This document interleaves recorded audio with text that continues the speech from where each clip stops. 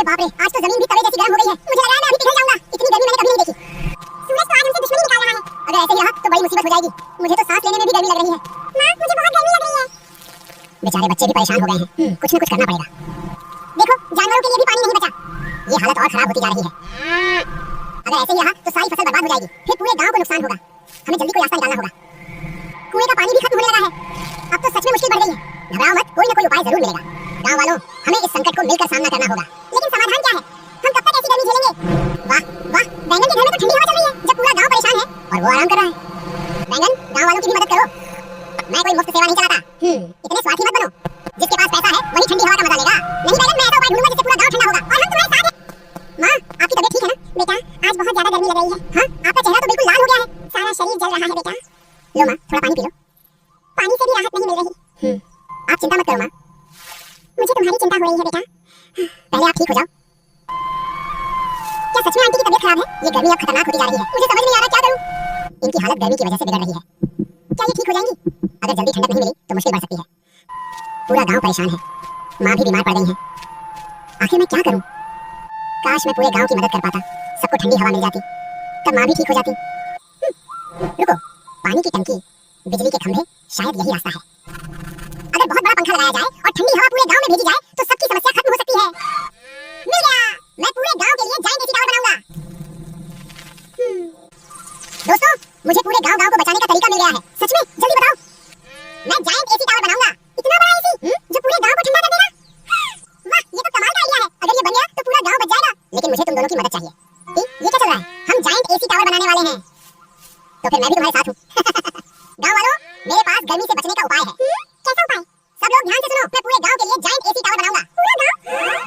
ये कैसे संभव है? ये कैसे संभव है? ये नामुमकिन है। एक गरीब आदमी इतना बड़ा टावर बनाएगा? हंसो मत, पहले बात तो सुनो। आइडिया अच्छा है बेटा। तो क्या आप मदद करेंगे? लेकिन इसके लिए बहुत सामान और मेहनत लगेगी। मैं सफलता की गारंटी नहीं दे सकता। गारंटी मैं दूंगा। हम हार नहीं मानेंगे। आज से काम शुरू। दोस्तों, टावर बनाने के लिए बहुत सामान चाहिए। तो फिर खोज शुरू करते हैं। आज खाली हाथ वापस जाएंगे। आज खाली हाथ वापस नहीं लौटेंगे। वाह, यहाँ तो बहुत सारा सामान पड़ा है। शायद हमें यहीं से कुछ काम की चीजें मिल जाए। सब ध्यान से तलाश करो।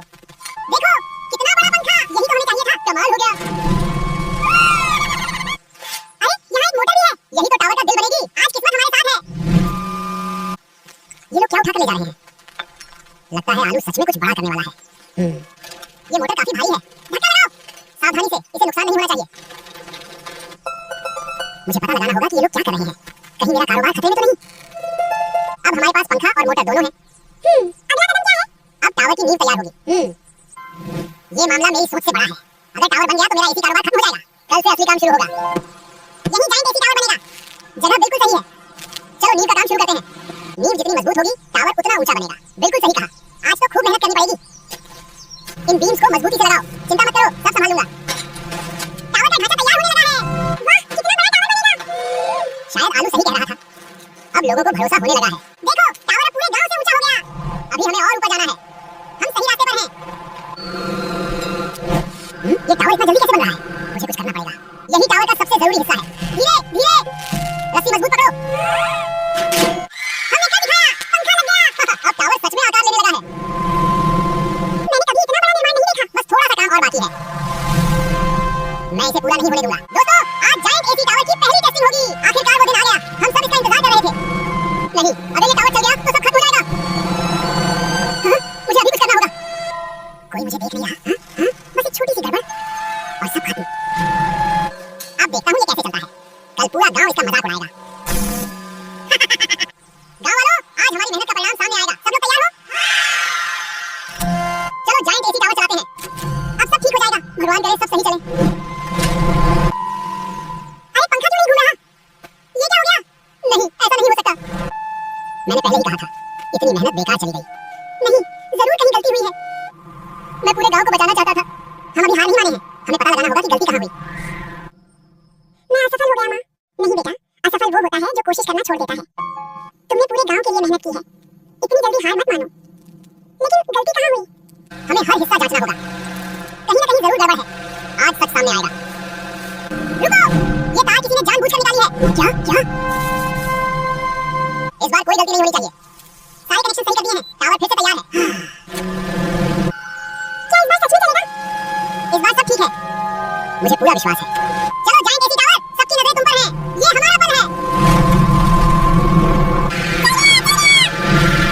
हम सफल हो गए। पूरे गांव को ठंडी हवा मिल रही है। इतनी ठंडक तो हमने कभी महसूस नहीं की। गांव बच गया। ये हम सबकी जीत है। हम सबकी जीत है। नहीं, ये कैसे सफल हो गया? मैंने तो सब खराब कर दिया था। काश मैंने वो तार ना निकाली होती। क्या कहा तुमने? तार तुमने निकाली थी?